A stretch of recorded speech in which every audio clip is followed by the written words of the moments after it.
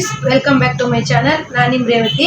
Friends, ನಾನು ಇವತ್ತು ಏನು ಹೇಳ್ಕೊಡ್ತಾ ಇದ್ದೀನಿ ಅಂತಂದರೆ, ಇಷ್ಟು ಮೆತ್ತಗಿರೋ ಬ್ಲೌಸ್ ಪೀಸನ್ನು ಬ್ಲೌಸ್ ಸ್ಟಿಚ್ ಮಾಡೋದಕ್ಕೆ ಕೊಟ್ಟಾಗ ನಾವು ಯಾವ ರೀತಿ ಟ್ರಿಕ್ಕನ್ನು ಫಾಲೋ ಮಾಡಿ ಸ್ಟಿಚ್ ಮಾಡಬೇಕು ಅಂತ ಹೇಳ್ಬಿಟ್ಟು ನಾನು ಹೇಳ್ಕೊಡ್ತೀನಿ. ನೋಡಿ ಫ್ರೆಂಡ್ಸ್, ಎಷ್ಟು ಮೆತ್ತಗಿದೆ. ಈ ರೀತಿ ಬ್ಲೌಸನ್ನು ನಾವು ಯಾವ ರೀತಿ ಸ್ಟಿಚ್ ಮಾಡಬೇಕು, ಯಾವ ಮೆಥಡಲ್ಲಿ ಸ್ಟಿಚ್ ಮಾಡಿದ್ರೆ ಎಲ್ಲೂ ಸಹ ಸುಕ್ಕಿಲ್ದಂಗೆ ಬ್ಲೌಸು ನೀಟಾಗಿ ಫಿನಿಶಿಂಗ್ ಬರುತ್ತೆ ಅಂತ ಹೇಳ್ಬಿಟ್ಟು ನಾನು ಈ ಬ್ಲೌಸನ್ನು ಹೇಳ್ಕೊಡ್ತಾ ಇದ್ದೀನಿ. ಇದಕ್ಕೆ ಮೇಯ್ನ್ ಆಗಿ ಕಾಟನ್ ಲೈನಿಂಗ್ ತಗೋಬೇಕು. ಆದರೆ ಈ ಕಸ್ಟಮರು ಕಾಟನ್ ಲೈನಿಂಗ್ ಕೊಟ್ಟಿಲ್ಲ, ಇವ್ರಿಗೆ ಕಾಟನ್ ಲೈನಿಂಗ್ ಬೇಡವಂತೆ, ಪಾಲಿಸ್ಟರ್ ಲೈನಿಂಗ್ ಕೊಟ್ಟಿದ್ದಾರೆ. ಪರವಾಗಿಲ್ಲ, ನಾನು ಅದನ್ನೇ ಕಟ್ ಮಾಡಿ ಇಟ್ಕೊಂಡಿದ್ದೀನಿ. ಮೇಯ್ನ್ ಆಗಿ ನೀವು ಲೈನಿಂಗನ್ನು ಕಟ್ ಮಾಡಿ ಇಟ್ಕೊಬೇಕು. ಇದೇ ಫ್ಯಾಬ್ರಿಕನ್ನು ನೀವೇನಾದರೂ ಕಟ್ ಮಾಡೋಕ್ಕೆ ಹೋದರೆ ಬ್ಲೌಸ್ ಕಟ್ಟಿಂಗು ನೀಟಾಗಿ ಬರೋದಿಲ್ಲ. ಫಸ್ಟ್ ನೀವೇನು ಮಾಡಬೇಕು ಅಂದರೆ ಲೈನಿಂಗ್ ಕಟ್ ಮಾಡಿಬಿಟ್ಟು ಈ ಬ್ಲೌಸ್ ಪೀಸನ್ನು ಯಾವುದೇ ರೀತಿ ಕಟ್ಟಿಂಗ್ ಮಾಡಬಾರ್ದು, ಇದ್ರ ಮೇಲೇ ಇಟ್ಬಿಟ್ಟು ಸ್ಟಿಚ್ ಮಾಡಬೇಕು. ಅದು ಯಾವ ರೀತಿ ಮಾಡೋದು ಅಂತ ಹೇಳ್ಬಿಟ್ಟು ನಾನು ಇವತ್ತು ಫುಲ್ ಡೀಟೇಲ್ ಆಗಿ ಈ ಬ್ಲೌಸನ್ನ ಸ್ಟಿಚ್ ಮಾಡಿಬಿಟ್ಟು ತೋರಿಸ್ತೀನಿ. ಅದಕ್ಕೂ ಮೊದಲು ಹೊಸಬ್ರು ಯಾರಾದರೂ ನನ್ನ ವಿಡಿಯೋನ ನೋಡ್ತಾ ಇದ್ದರೆ ಸಬ್ಸ್ಕ್ರೈಬ್ ಮಾಡ್ಕೊಂಡು ನೋಡಿ, ಮತ್ತು ಈ ವಿಡಿಯೋಕ್ಕೆ ಲೈಕ್ ಕೊಡಿ ಮತ್ತು ಶೇರ್ ಮಾಡಿ. ಬಿಗಿನರ್ಸ್ ಯಾರಾದರೂ ಟೈಲರಿಂಗ್ ಕಲಿತಾ ಇದ್ದರೆ ಅವರಿಗೆ ಶೇರ್ ಮಾಡಿ. ಫ್ರೆಂಡ್ಸ್, ಈ ಬ್ಲೌಸನ್ನು ಯಾವ ರೀತಿ ಸುಕ್ಕಿಲ್ದಂಗೆ ಸ್ಟಿಚ್ ಮಾಡೋದು, ಯಾವ್ಯಾವೆಲ್ಲ ಮೆಥಡ್ ಫಾಲೋ ಮಾಡಿ ಸ್ಟಿಚ್ ಮಾಡೋದು ಅಂತ ಹೇಳ್ಬಿಟ್ಟು ನಾನು ಇವತ್ತು ಹೇಳ್ಕೊಡ್ತೀನಿ. ಬನ್ನಿ. ಬ್ಲೌಸ್ ಸ್ಟಿಚ್ ಮಾಡೋದಕ್ಕೆ ಸ್ಟಾರ್ಟ್ ಮಾಡಿದೆ. ಫಸ್ಟ್ ನಾನು ಬ್ಲೌಸ್ ಸ್ಟಿಚ್ ಮಾಡುವಾಗ ಮೈನ್ ಫ್ಯಾಬ್ರಿಕ್ ಕಟ್ ಮಾಡ್ಕೊಂಡಿಲ್ಲ, ಲೈನಿಂಗ್ ಕಟ್ ಮಾಡ್ಕೊಂಡಿದ್ದೀನಿ. ಮೈನ್ ಫ್ಯಾಬ್ರಿಕಲ್ಲಿ ಸ್ಲೀವನ್ನು ಕಟ್ ಮಾಡಿ ಇಟ್ಕೊಳ್ತೀನಿ. ಯಾಕಂದರೆ ಬಟ್ಟೆ ತುಂಬ ಕಡಿಮೆ ಇರೋದ್ರಿಂದ ಮತ್ತು ಬಟ್ಟೆ ಸ್ಮೂತ್ ಇರೋದ್ರಿಂದ ನಾನು ಸ್ಲೀವನ್ನು ಕಟ್ ಮಾಡಿ ಇಟ್ಕೊಳ್ತೀನಿ. ಬ್ಲೌಸಲ್ಲಿ ಸ್ಲೀವ್ ಅಳತೆನ ಮಾಡಿಕೊಂಡು ಸ್ಲೀವನ್ನು ಕಟ್ ಮಾಡಿ ಇಟ್ಕೊಳ್ತೀನಿ. ಇದು ಎದೆ ಸುತ್ತಳತೆ 9.5 ಇರೋಂತಹ ಬ್ಲೌಸ್ ಕಟ್ಟಿಂಗು. ಫ್ರೆಂಡ್ಸ್, ಬಟ್ಟೆ ಏನಾದರೂ ಕಡಿಮೆ ಇದ್ದರೆ ನೀವು ಸ್ಲೀವ್ಗೆ ನೋಡಿಕೊಂಡು ಈ ರೀತಿ ಕಟ್ ಮಾಡ್ಕೊಬೇಕು. ಈಗ ಉಳಿದಿರೋ ಬಟ್ಟೆಯಲ್ಲಿ ನಾನು ಫ್ರಂಟು ಮತ್ತು ಬ್ಯಾಕು ಸ್ಟಿಚ್ ಮಾಡಬೇಕು. ನಾನು ಮೈನ್ ಫ್ಯಾಬ್ರಿಕನ್ನು ಕಟ್ ಮಾಡ್ಕೊಳ್ಳಲ್ಲ. ಈ ರೀತಿ ಮೆತ್ತಗಿರೋ ಬಟ್ಟೆನ, ತುಂಬ ಸ್ಮೂತಾಗಿರೋ ಬಟ್ಟೆನ ಕೊಟ್ಟಾಗ ನೀವು ಈ ಟ್ರಿಕ್ಕನ್ನು ಫಾಲೋ ಮಾಡಿ. ಅಂದರೆ ಮೇಯ್ನ್ ಬಟ್ಟೆನ ಯಾವುದೇ ಕಾರಣಕ್ಕೂ ಕಟ್ ಮಾಡ್ಕೋಬೇಡಿ, ಲೈನಿಂಗನ್ನೇ ಕಟ್ ಮಾಡ್ಕೊಳ್ಳಿ. ಆದಷ್ಟು ಕಾಟನ್ ಲೈನಿಂಗನ್ನು ತಗೊಳ್ಳಿ. ನನಗೆ ಇವರು ಪಾಲಿಸ್ಟರ್ ಲೈನಿಂಗೇ ಕೊಟ್ಟಿದ್ದರು, ಮತ್ತು ನಾನು ಅದನ್ನೇ ಹಾಕ್ಬಿಟ್ಟು ಸ್ಟಿಚ್ ಮಾಡ್ತಾಯಿದ್ದೀನಿ. ಫ್ರೆಂಡ್ಸ್, ನಾವು ಮೈನ್ ಫ್ಯಾಬ್ರಿಕ್ ಮೇಲೆ ಕಟ್ ಮಾಡಿರೋಂಥ ಲೈನಿಂಗನ್ನು ಇಟ್ಕೊಂಡು ಈ ರೀತಿ ನಾನು ಸ್ಟಿಚ್ ಮಾಡ್ತಾಯಿದ್ದೀನಲ್ಲ, ಈ ರೀತಿ ನೀವು ಸ್ಟಿಚ್ ಮಾಡಿದ್ರೆ ತುಂಬ ಮೆತ್ತಗಿರೋ ಬಟ್ಟೆ ಬಿಗಿನರ್ಸ್ ಕಲಿತಿರೋರಿಗೆ ತುಂಬ ಹೆಲ್ಪ್ ಆಗುತ್ತೆ ಈ ಮೆಥಡು. ನಾನು ಫಸ್ಟಿಗೆ ಟೈಲರಿಂಗ್ ಕಲಿತಾಗ ಈ ರೀತಿ ಬ್ಲೌಸ್ ಪೀಸನ್ನು ಕೊಟ್ಟಾಗ ವಾಪಸ್ಸೇ ಕೊಟ್ಬಿಡ್ತಿದ್ದೆ, ಹೊಲಿಯೋಕ್ಕಾಗಲ್ಲ ಅಂತ ಹೇಳ್ಬಿಟ್ಟು. ಆದರೆ ನನಗೊಬ್ಬರು ಟೈಲರ್ ಹೇಳಿದರು, ಈ ರೀತಿ ಸ್ಟಿಚ್ ಮಾಡು, ಈಸಿ ಆಗುತ್ತೆ ನೋಡು ಅಂತ ಹೇಳ್ಬಿಟ್ಟು. ನಾನು ಮತ್ತೆ ಈ ರೀತಿ ಸ್ಟಿಚ್ ಮಾಡೋಕ್ಕೆ ಶುರು ಮಾಡಿದ್ಮೇಲೆ ಈ ರೀತಿ ಮೆತ್ತಗಿರೋ ಬಟ್ಟೆ ಬಂದರೂ ಸಹ ನಾನು ಏನು ತಲೆ ಕೆಡಿಸ್ಕೊಳ್ಳಲ್ಲ. ಆದರೆ ಈ ಬ್ಲೌಸ್ ಪೀಸಲ್ಲಿ ಮತ್ತೊಂದು ದೊಡ್ಡ ಸಮಸ್ಯೆ ಏನಿತ್ತು ಅಂದರೆ ಬಟ್ಟೆ ತುಂಬ ಕಡಿಮೆ ಇತ್ತು. ಬಟ್ಟೆ ತುಂಬ ಕಡಿಮೆ ಇರೋದ್ರಿಂದ ನನಗೆ ಜಾಯಿಂಟ್ ಕೊಟ್ಟು ತುಂಬ ಟೈಮು ತಗೊಳ್ತು ಈ ಬ್ಲೌಸ್ಗೆ. ಬಟ್ಟೆ ಚೆನ್ನಾಗಿದ್ದರೆ ನಮಗೆ ಬ್ಲೌಸ್ ಸ್ಟಿಚ್ ಮಾಡೋದಕ್ಕೆ ತುಂಬ ಟೈಮ್ ತಗೊಳ್ಳೋದಿಲ್ಲ. ಆದರೆ ಬಟ್ಟೆ ತುಂಬ ಕಡಿಮೆ ಇರೋದ್ರಿಂದ ಬ್ಲೌಸ್ ಸ್ಟಿಚ್ ಮಾಡೋದಕ್ಕೆ ತುಂಬ ಟೈಮು ತಗೊಳ್ತು ಈ ಬ್ಲೌಸಿಗೆ. ಎಷ್ಟು ಬಟ್ಟೆ ಜಾಯಿಂಟ್ ಮಾಡಿದ್ದೀನಿ ಅಂತ ನಾನು ಬ್ಲೌಸ್ ಸ್ಟಿಚ್ ಮಾಡ್ತಾ ನಿಮಗೆ ಹೇಳ್ತೀನಿ. ತುಂಬ ಕಷ್ಟ ಆಯಿತು ಫ್ರೆಂಡ್ಸ್. ಅಂದರೆ ಬಟ್ಟೆ ಜಾರೋದ್ರಿಂದ ಅಲ್ಲ, ಬಟ್ಟೆ ಸಾಕಾಗದೇ ಇರೋದ್ರಿಂದ ನನಗೆ ಬ್ಲೌಸ್ ಸ್ಟಿಚ್ ಮಾಡೋದಕ್ಕೆ ತುಂಬ ಟೈಮ್ ಹಿಡಿತು. ಅಂದರೆ 2 ಬ್ಲೌಸ್ ಸ್ಟಿಚ್ ಮಾಡೋ ಕೆಲಸ 1 ಬ್ಲೌಸಲ್ಲಿ ಆಯಿತು. ತುಂಬ ಜಾಯಿಂಟ್ ಕೊಟ್ಬಿಟ್ಟು ನೋಡಿ, ಈ ರೀತಿ ನೀಟಾಗಿ ನೋಡಿಕೊಂಡು ಲೈನಿಂಗನ್ನು ಅಟ್ಯಾಚ್ ಮಾಡಿ. ಲೈನಿಂಗ್ ಕಟ್ ಮಾಡಿ ಮೈನ್ ಫ್ಯಾಬ್ರಿಕ್ ಅಟ್ಯಾಚ್ ಮಾಡೋದ್ರಿಂದ ಏನು ಲಾಭ ಅಂದರೆ, ನೋಡಿ ಫ್ರೆಂಡ್ಸ್, ನೀವೀಗ ಈ ಥರ ಲೈನಿಂಗ್ ಹಚ್ತಾ ಇರ್ತೀರಲ್ವ, ಏನಾದರೂ ಸ್ವಲ್ಪ ಸುಕ್ಕು ಬಂತು ಅಂದರೆ ನೀವು ಬಿಚ್ಚಿಬಿಟ್ಟು ಮತ್ತೆ ಹೊಸದಾಗಿಂದ ಹಚ್ಬೋದು. ಏನಂದರೆ ಬಿಗಿನರ್ಸ್ ಕಲಿತಾ ಇರ್ತಾರಲ್ಲ ಅವ್ರಿಗೆ. ಅದೇ ನೀವು ಕಟ್ಟಿಂಗ್ ಮಾಡ್ಕೊಂಬಿಟ್ರೆ ಮತ್ತೆ ಮೈನ್ ಫ್ಯಾಬ್ರಿಕನ್ನು ಮೊದಲೇ ನೀವು ಕಟ್ ಮಾಡ್ಕೊಬೇಡಿ. ಅಂದರೆ ಕೆಲವರೆಲ್ಲ ಹೆಂಗಂದರೆ ಲೈನಿಂಗ್ ಕಟ್ ಮಾಡಿ ಅದ್ರ ಮೇಲೇ ಮೈನ್ ಫ್ಯಾಬ್ರಿಕ್ಕು ಇಟ್ಟು ಕಟ್ ಮಾಡಿಕೊಂಡು ಲೈನಿಂಗ್ ಅಟ್ಯಾಚ್ ಮಾಡ್ತಾರೆ. ಆದರೆ ನಾನು ಇಲ್ಲಿ ಸ್ಮೂತ್ ಬಟ್ಟೆ ಆಗಿರೋದ್ರಿಂದ ಒಂದು ಟಿಪ್ಸನ್ನು ಫಾಲೋ ಮಾಡ್ತಿದ್ದೀನಿ. ಏನಂದರೆ ಬರೀ ಲೈನಿಂಗ್ ಮಾತ್ರ ಕಟ್ ಮಾಡಿಕೊಂಡು ಮೈನ್ ಫ್ಯಾಬ್ರಿಕ್ ಮೇಲೆ ಇಟ್ಬಿಟ್ಟು ಲೈನಿಂಗ್ ಎಲ್ಲ ಅಟ್ಯಾಚ್ ಮಾಡಿ ನಂತರ ಕಟ್ ಮಾಡ್ತಾಯಿದ್ದೀನಿ. ಈ ರೀತಿ ಮಾಡಿ ತುಂಬ ಮೆತ್ತಗಿರೋ ಬಟ್ಟೆನ ಸ್ಟಿಚ್ ಮಾಡೋಕ್ಕೆ ಕೊಟ್ಟಾಗ ಈ ರೀತಿ ಮೆಥಡ್ ಫಾಲೋ ಮಾಡೋದ್ರಿಂದ ಕಷ್ಟ ಆಗಲ್ಲ ಬ್ಲೌಸ್ ಸ್ಟಿಚ್ ಮಾಡೋದಕ್ಕೆ. ತುಂಬ ಈಸಿಯಾಗಿ ಲೈನಿಂಗನ್ನು ಹಚ್ಬಿಟ್ಟು ಬ್ಲೌಸ್ ಸ್ಟಿಚ್ ಮಾಡ್ಬೋದು. ನೋಡಿ ಫ್ರೆಂಡ್ಸ್, ಈಗ ಬ್ಯಾಕ್ ಪಾರ್ಟ್ ಆಯಿತು, ಫ್ರಂಟ್ ಪಾರ್ಟ್ ಇಟ್ಬಿಟ್ಟು ಸ್ಟಿಚ್ ಮಾಡ್ತಾಯಿದ್ದೀನಿ. ಈ ಮೆಥಡ್ ತುಂಬ ಈಸಿ ಇರುತ್ತೆ. ಅದೇ ನೀವು ಮೇನ್ ಫ್ಯಾಬ್ರಿಕನ್ನು ಕಟ್ಟಿಂಗ್ ಮಾಡ್ಕೊಳ್ಳೋಕೆ ಹೋದರೆ ಸರಿದಾಡಿ ಅಳತೆ ತಪ್ಪಾಗುವಂಥ ಚಾನ್ಸಸ್ ಇರುತ್ತೆ. ಹಾಗಾಗಿ ನೀವು ಕಾಟನ್ ಲೈನಿಂಗ್ ತೊಗೊಂಡ್ಬಿಟ್ಟು ಈ ರೀತಿ ಲೈನಿಂಗಲ್ಲಿ ಕಟ್ ಮಾಡಿಕೊಂಡು ಮೇನ್ ಫ್ಯಾಬ್ರಿಕ್ ಮೇಲೆ ಇಟ್ಬಿಟ್ಟು ಸ್ಟಿಚ್ ಮಾಡಿ ಕರೆಕ್ಟಾಗಿ ಬರುತ್ತೆ. ಫ್ರೆಂಡ್ಸ್, ನಾನು ಬ್ಲೌಸ್ ಹೊಲಿಯೋಕ್ಕೆ ಏನೇನು ಟ್ರಿಕ್ ಎಲ್ಲ ಫಾಲೋ ಮಾಡ್ತೀನಿ ಎಲ್ಲದನ್ನೂ ಸಹ ನನ್ನ ಪ್ರತಿಯೊಂದು ವಿಡಿಯೋದಲ್ಲೂ ಹಾಕಿದ್ದೀನಿ. ಎಲ್ಲ ವಿಡಿಯೋನು ಸರ್ಚ್ ಮಾಡಿ ನೋಡಿ. ಬ್ಲೌಸ್ ಬಗ್ಗೆ ತುಂಬ ಮಾಹಿತಿ ಕೊಟ್ಟಿದ್ದೀನಿ. ಬ್ಲೌಸ್ ತುಂಬ ಮೆಥಡಲ್ಲಿ ಸ್ಟಿಚ್ ಮಾಡಿ ತೋರಿಸಿದ್ದೀನಿ. ಏನು ಸೀಕ್ರೆಟ್ ಇದ್ದರೂ ಸಹ ಬ್ಲೌಸಿನ ಬಗ್ಗೆ ನಾನು ಹೇಳಿದ್ದೀನಿ. RG ಟೈಲರಿಂಗ್ ಕ್ಲಾಸ್ಗೆ ಹೋಗ್ಬಿಟ್ಟು ಸರ್ಚ್ ಮಾಡಿ ನೀವು ಪ್ರತಿಯೊಂದು ವಿಡಿಯೋನು ನೋಡ್ಬೋದು. ನಾನೀಗ ಫ್ರಂಟ್ ಪಾರ್ಟಿಗೆ ಲೈನಿಂಗನ್ನು ಅಟ್ಯಾಚ್ ಮಾಡ್ತಾಯಿದ್ದೀನಿ.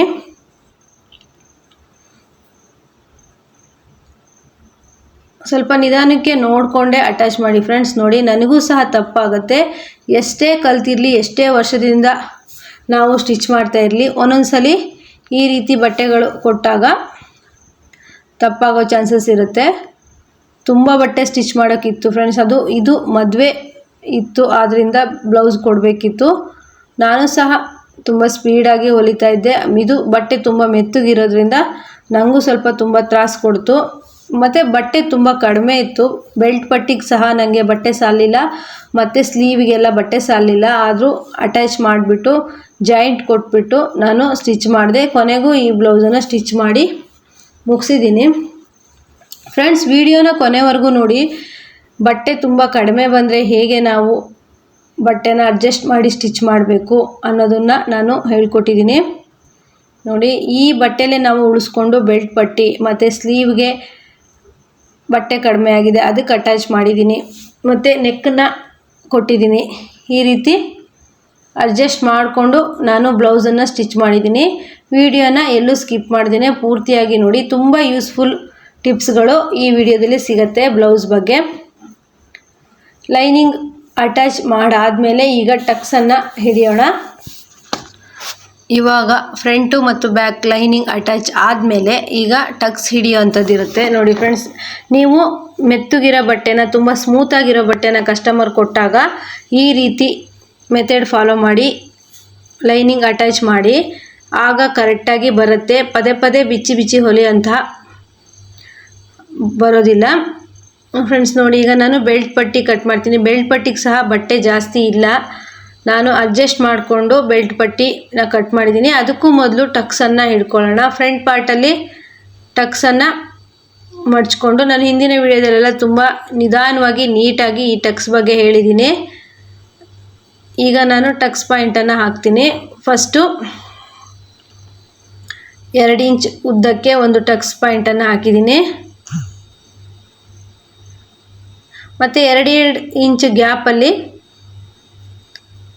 ಟಕ್ಸ್ ಮಾರ್ಕನ್ನು ಹಾಕಬೇಕು.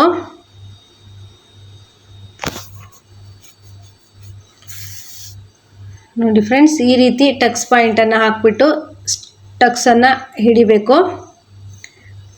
ಇದರಲ್ಲಿ ಟಕ್ಸ್ ಹಿಡಿಯೋದೆಲ್ಲ ಏನೂ ಪ್ರಾಬ್ಲಮ್ ಇರಲಿಲ್ಲ ಫ್ರೆಂಡ್ಸ್. ಪ್ರಾಬ್ಲಮ್ ಆಗಿರೋದು ಅಂದರೆ ಸ್ಲೀವಿಗೆ ಬಟ್ಟೆ ಇರಲಿಲ್ಲ, ಮತ್ತು ಬೆಲ್ಟ್ ಪಟ್ಟಿಗೆ ಬಟ್ಟೆ ಇರಲಿಲ್ಲ, ಗುಂಡಿ ಪಟ್ಟಿ ಕಾಜಾ ಪಟ್ಟಿಗೆ ಬಟ್ಟೆ ಇರಲಿಲ್ಲ, ಕುತ್ತಿಗೆ ಪಟ್ಟಿಗೆ ಬಟ್ಟೆ ಇರಲಿಲ್ಲ. ಇಷ್ಟಕ್ಕೂ ಸಹ ನಾನು ಅಡ್ಜಸ್ಟ್ ಮಾಡಿಬಿಟ್ಟು ಸ್ಟಿಚ್ ಮಾಡಿದ್ದೀನಿ. ನಿಮಗೂ ಸಹ ಈ ರೀತಿ ಬ್ಲೌಸ್ ಬಂದರೆ ಏನು ಮಾಡ್ತೀರಾ ಅಂತ ನನಗೆ ಕಮೆಂಟ್ ಮಾಡಿ. ಈ ರೀತಿ ಡಬಲ್ ಕೆಲಸ ಆದರೆ ನಾವು ಜಾಸ್ತಿ ಅಮೌಂಟ್ ಕೇಳಿದ್ರು ಸಹ ಕಸ್ಟಮರ್ ಕೊಡೋದಿಲ್ಲ, ತುಂಬ ಚೌಕಾಸಿ ಮಾಡ್ತಾರೆ. ನಮಗಿದು ಡಬಲ್ ಕೆಲಸನೇ ಆಗಿರುತ್ತೆ. ತುಂಬ ಪ್ಯಾಚ್ ಕಟ್ಟಿ ಹೊಲಿಬೇಕು ಅಂತಂದರೆ ತುಂಬ ಕೆಲಸ ಆಗಿರುತ್ತೆ. ಈಗ ಟಕ್ಸನ್ನು ಹಿಡಿದಾಯಿತು. ಈಗ ಬೆಲ್ಟ್ ಪಟ್ಟಿಗೆ ನಾನು ರೆಡಿ ಮಾಡ್ಕೊಳ್ತೀನಿ. ನೋಡಿ, ನಾನು ಈ ರೀತಿ ಟಕ್ಸ್ ಹಿಡಿದಾದ್ಮೇಲೆ ಮಧ್ಯದಲ್ಲಿ ಕಟ್ ಮಾಡ್ತೀನಿ. ಈಗ ಬ್ಯಾಕ್ ಪಾರ್ಟ್ ಮೇಲೆ ಫ್ರಂಟ್ ಪಾರ್ಟ್ ಇಟ್ಬಿಟ್ಟು ಎಷ್ಟು ಬೆಲ್ಟ್ ಪಟ್ಟಿಗೆ ಬೇಕು ಅಂತೇಳಿ ಅಳತೆ ಮಾಡಿಕೊಂಡು ನೀವು ಬೆಲ್ಟ್ ಪಟ್ಟಿನ ಕಟ್ ಮಾಡಿ. ಯಾವತ್ತೂ ತಪ್ಪಾಗಲ್ಲ. ಇಲ್ಲ ಅಂತಂದರೆ ಸೈಡ್ ಜಾಯಿಂಟ್ ಫಿಟ್ಟಿಂಗ್ ಮಾಡುವಾಗ ಸ್ವಲ್ಪ ತಪ್ಪಾಗೋ ಸಾಧ್ಯತೆ ಇರುತ್ತೆ. ಈಗ ಬೆಲ್ಟ್ ಪಟ್ಟಿಗೂ ಸಹ ಬಟ್ಟೆ ಇಲ್ಲ, ಇರೋ ಇಷ್ಟು ಬಟ್ಟೆಲಿ ನಾನು ಅಡ್ಜಸ್ಟ್ ಮಾಡಿ ಬೆಲ್ಟ್ ಪಟ್ಟಿನ ಕೊಡಬೇಕಾಗಿದೆ. ನಾನು ಬೇರೆ ಲೈನಿಂಗ್ ಬಟ್ಟೆ ಅವ್ರು ಕೊಟ್ಟಿರೋ ಲೈನಿಂಗ್ ಸಹ ಸಾಕಾಗ್ತಿರಲಿಲ್ಲ. ನಾನು ಈ ಬ್ಲೌಸ್ ಪೀಸನ್ನು ಸ್ಟಿಚ್ ಮಾಡೋದಕ್ಕೆ ತಗೊಳ್ಳಲ್ಲ ಅಂತ ಹೇಳಿದೆ ಫ್ರೆಂಡ್ಸ್. ಅವರು ತುಂಬ ಹಠ ಮಾಡಿ ಕೊಟ್ಟೋದ್ರು. ಅಂದರೆ ನನ್ನ ಕಾಯಂ ಕಸ್ಟಮರ್ ಆಗಿದ್ದರು, ಮತ್ತು ಬೇಜಾರು ಮಾಡ್ಕೊಳ್ತಾರಂತೆ ಇಸ್ಕೊಂಡೆ. ಆದರೆ ಬ್ಲೌಸು ತುಂಬ ತಲೆ ತಿಂತು. ನಿಮಗೂ ಈ ರೀತಿ ಬ್ಲೌಸ್ ಬಂದಿದೆಯಾ, ಹೀಗೆಲ್ಲ ತೊಂದರೆ ಆಗಿದೆಯಾ ಅಂತ ಹೇಳ್ಬಿಟ್ಟು ನನಗೆ ಕಮೆಂಟ್ ಮಾಡಿ. ಬಿಗಿನರ್ಸ್ ಕಲಿತಿದ್ರೆ ನೋಡಿಬಿಟ್ಟು ಇಸ್ಕೊಳ್ಳಿ, ಯಾಕಂದರೆ ಇಸ್ಕೊಂಡ್ಮೇಲೆ ಮತ್ತೆ ಕಷ್ಟ ಆಗುತ್ತೆ ಬ್ಲೌಸ್ ಸ್ಟಿಚ್ ಮಾಡೋದಕ್ಕೆ. ನಾನು ಈ ಕಸ್ಟಮರ್ ಬ್ಲೌಸು ತುಂಬ ಬ್ಲೌಸು ಇದೇ ರೀತಿ ಬ್ಲೌಸ್ ಪೀಸಿಂದು ಸ್ಟಿಚ್ ಮಾಡಿದ್ದೀನಿ. ಅದಕ್ಕೆ ಇವತ್ತು ನಾನು ವಿಡಿಯೋ ಮಾಡಿ ನಿಮಗೆಲ್ಲ ಹೇಳಬೇಕು ಈ ಟ್ರಿಕ್ಕನ್ನು ಅಂತ ಹೇಳ್ಬಿಟ್ಟು ಹೇಳ್ತಾ ಇದ್ದೀನಿ. ಬಟ್ಟೆ ಪೀಸ್ ಕಡಿಮೆ ಇದ್ದಾಗ ಈ ರೀತಿ ಫಾಲೋ ಮಾಡಿ ಫ್ರೆಂಡ್ಸ್. ಬೆಲ್ಟ್ ಪಟ್ಟಿ ಮತ್ತು ಉಕ್ಸ್ ಪಟ್ಟಿ ಎಲ್ಲ ಕೊಡೋದಕ್ಕೆ ಬಟ್ಟೆ ಎಷ್ಟು ಕಡಿಮೆ ಆಯಿತು, ನಾನು ಯಾವ ರೀತಿ ಅಡ್ಜಸ್ಟ್ ಮಾಡಿಬಿಟ್ಟು ಹೊಲಿತಿದ್ದೀನಿ ಅಂತ ನೋಡಿ. ಬೆಲ್ಟ್ ಪಟ್ಟಿಗೆ ಮೇನ್ ಫ್ಯಾಬ್ರಿಕ್ ಒಂದೇ ಇತ್ತು, ಲೈನಿಂಗ್ 2 ಇತ್ತು. ಅದನ್ನು ಇಟ್ಬಿಟ್ಟು ಅಡ್ಜಸ್ಟ್ ಮಾಡಿಕೊಂಡು ಕಟ್ ಮಾಡ್ತಾಯಿದ್ದೀನಿ.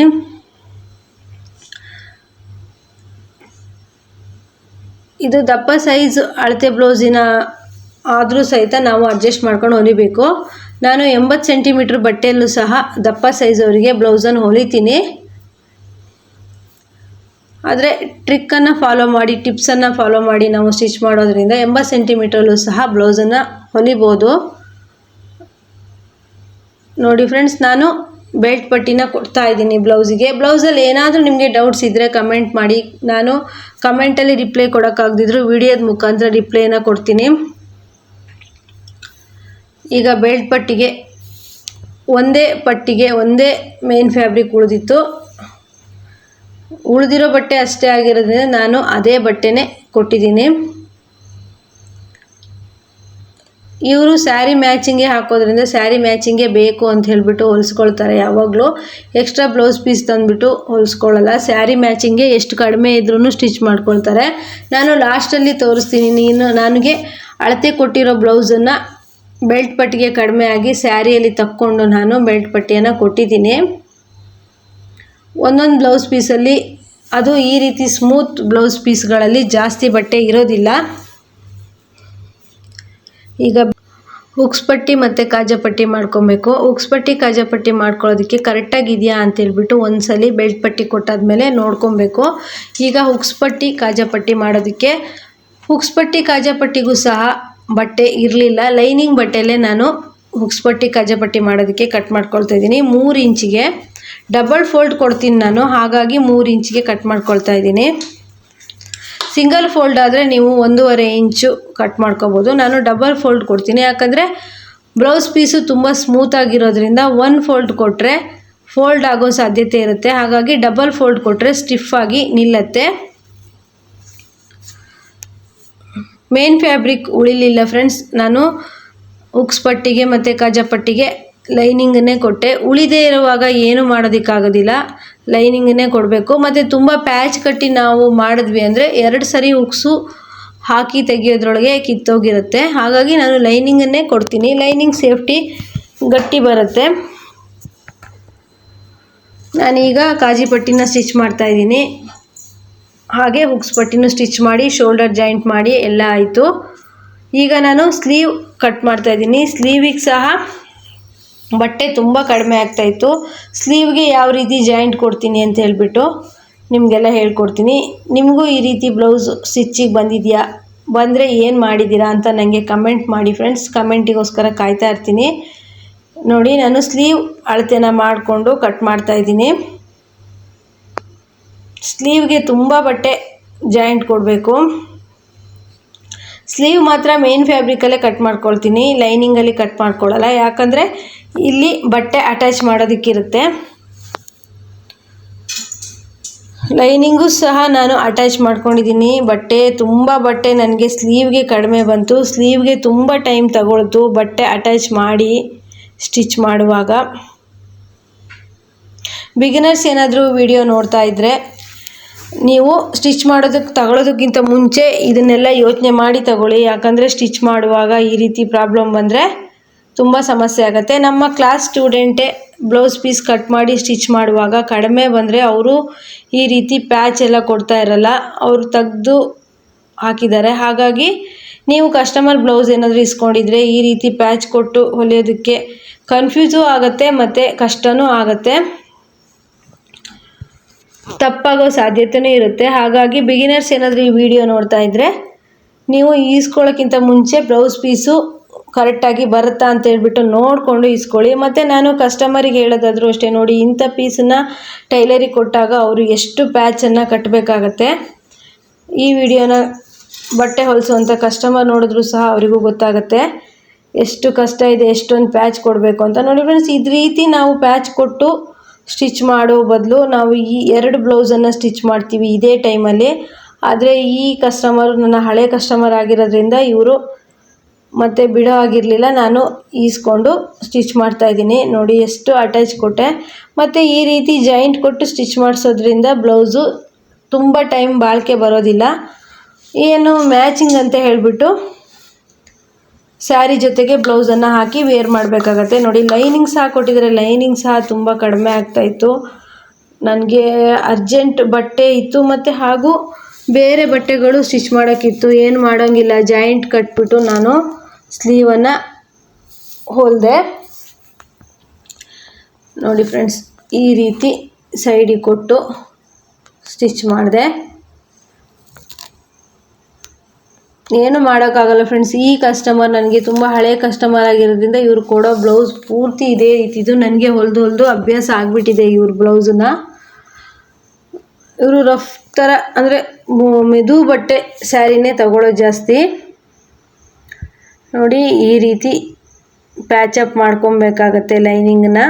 ಮತ್ತು ಮೇನ್ ಫ್ಯಾಬ್ರಿಕ್ ಎರಡೂ ಪ್ಯಾಚಪ್ ಇರುತ್ತೆ.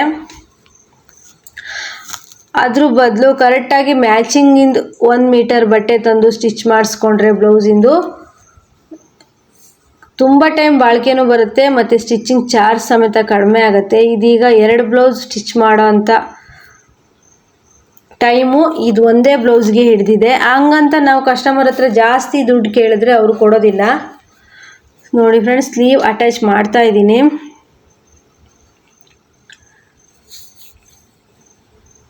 ಸ್ಲೀವ್ ತುಂಬ ಈಸಿ ಇರುತ್ತೆ. ಆದರೆ ನಿಮಗೆಲ್ಲ ಈ ರೀತಿ ಬ್ಲೌಸ್ ಬಂದಿದೆಯಾ ನನ್ನ ವಿಡಿಯೋ ನೋಡೋರೆಲ್ಲ? ಈ ರೀತಿ ನೀವು ಪ್ಯಾಚ್ ಕೊಟ್ಟು ಹೊಲ್ದಿದ್ದೀರಾ ಹೇಗೆ ಅಂತೇಳ್ಬಿಟ್ಟು ನನಗೆ ಕಮೆಂಟ್ ಮಾಡಿ. ನೋಡಿ ಫ್ರೆಂಡ್ಸ್, ಸ್ಲೀವು ಅಟ್ಯಾಚ್ ಮಾಡ್ಕೊಳ್ತಾ ಇದ್ದೀನಿ. ಸ್ಲೀವ್ ಅಟ್ಯಾಚ್ ಎಲ್ಲ ಮಾಡ್ಕೊಂಡ್ರ ಮೇಲೆ ಶೇಪ್ ತೆಗೆದುಬಿಟ್ಟು ಸ್ಲೀವನ್ನು ಕೊಡಬೇಕು.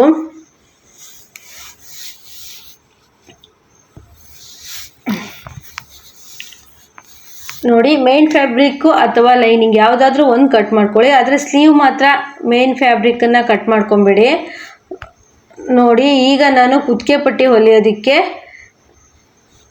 ಲೈನಿಂಗ್ ಬಟ್ಟೆಲ್ಲೂ ಬಟ್ಟೆ ಸಾಲಿಲ್ಲ, ಮೇನ್ ಫ್ಯಾಬ್ರಿಕಲ್ಲೂ ಸಾಲಿಲ್ಲ. ನನ್ನ ಹತ್ರ ವೇಸ್ಟ್ ಅಂದರೆ ಸೇಮ್ ಕಲರ್ ಪೀಸ್ ಇತ್ತು, ಅದನ್ನು ತಂದುಬಿಟ್ಟು ಕ್ರಾಸ್ ಪಟ್ಟಿ ಕಟ್ ಮಾಡಿಕೊಂಡು ಕುತ್ತಿಗೆ ಪಟ್ಟಿ ಕೊಡೋದಕ್ಕೆ ಸ್ಟಿಚ್ ಮಾಡ್ತಾಯಿದ್ದೀನಿ. ಇದು ಬಟ್ಟೆ ಸ್ಮೂತ್ ಆಗಿರೋದ್ರಿಂದ ಉಲ್ಟಾ ಫೋಲ್ಡ್ ಮಾಡೋಕ್ಕೆ ಬರಲಿಲ್ಲ. ಹಾಗೆಯೇ ನಾನು ಹೆಮ್ಮಿಂಗ್ ರೀತಿ ಕೊಡೋಣ ಅಂದ್ಬಿಟ್ಟು ರೆಡಿ ಮಾಡ್ತಾಯಿದ್ದೀನಿ. ಹೆಮ್ಮಿಂಗ್ ಆದರೂ ಮಾಡ್ಕೊಬೋದು, ಪೈಪಿಂಗ್ ಬೇಡ ಮತ್ತೆ ಅಂತೇಳ್ಬಿಟ್ಟು ಲೈನಿಂಗ್ ನಾನು ಹೆಮ್ಮಿಂಗ್ ಥರ ಕೊಡ್ತಾಯಿದ್ದೀನಿ. ನೋಡಿ, ಕರೆಕ್ಟಾಗಿ ಕುತ್ತಿಗೆ ಪಟ್ಟಿಯಿಂದ ಡಬಲ್ ಫೋಲ್ಡ್ ಮಾಡಿ ಇಟ್ಕೊಂಡು ಸ್ಟಿಚ್ ಮಾಡಬೇಕು. ಆಗ ಹೆಮ್ಮಿಂಗ್ ಮಾಡೋದಕ್ಕೆ ಉಲ್ಟಾ ಫೋಲ್ಡ್ ಆಗುತ್ತೆ.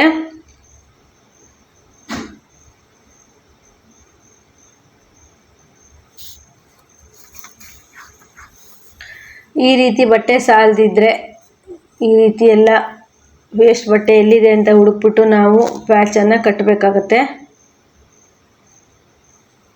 ನಾನು ಕುತ್ತಿಗೆ ಪಟ್ಟಿಯನ್ನು ಪೂರ್ತಿಯಾಗಿ ಕೊಟ್ಟೆ. ಕುತ್ತಿಗೆ ಪಟ್ಟಿಗೆ ನೀವು ಕ್ರಾಸ್ ಪಟ್ಟಿ ಕೊಟ್ಟ ಮೇಲೆ ಮರಿದೆ ಕುತ್ತಿಗೆ ಪಟ್ಟಿಗೆ ಕಚ್ ಹಾಕೊಳ್ಳಿ. ಆಗ ಕರೆಕ್ಟಾಗಿ ಉಲ್ಟಾ ಫೋಲ್ಡ್ ಆಗಿ ನೀಟಾಗಿ ಫಿನಿಶ್ ಬರುತ್ತೆ. ಈ ಬ್ಲೌಸನ್ನು ಹೊಲಿದ್ಬಿಟ್ಟು ಮುಗಿಸಿದ್ದೀನಿ. ನೋಡಿ ಫ್ರೆಂಡ್ಸ್, ಎಷ್ಟು ಮೆತ್ತಗಿರೋ ಬಟ್ಟೆ. ಈ ಸೀರೆ ಬ್ಲೌಸು ಎಷ್ಟು ಮೆತ್ತಗಿದೆ ನೋಡಿ. ಈ ಬ್ಲೌಸನ್ನು ಹೊಲಿಯೋಕೆ ಕೊಟ್ಟಿದ್ರು, ಅದರಲ್ಲೂ ಸಹಿತ ಇದು ತುಂಬ ಬಟ್ಟೆ ಕಡಿಮೆ ಇತ್ತು. ನಾನು ಅದು ಎಷ್ಟು ಪ್ಯಾಚ್ ಕಟ್ಟಿ ಹೊಲಿದಿದ್ದೀನೋ ಅಂತ ಹೇಳಿದ್ರೆ ನಂಗೆ ಗೊತ್ತಿಲ್ಲ, ಅಷ್ಟು ಪ್ಯಾಚ್ ಕಟ್ಟಿದ್ದೀನಿ. ಸ್ಲೀವಿಗೂ ಕಡಿಮೆ ಆಗಿತ್ತು, ಪ್ಯಾಚ್ ಕಟ್ಟಿದ್ದೀನಿ.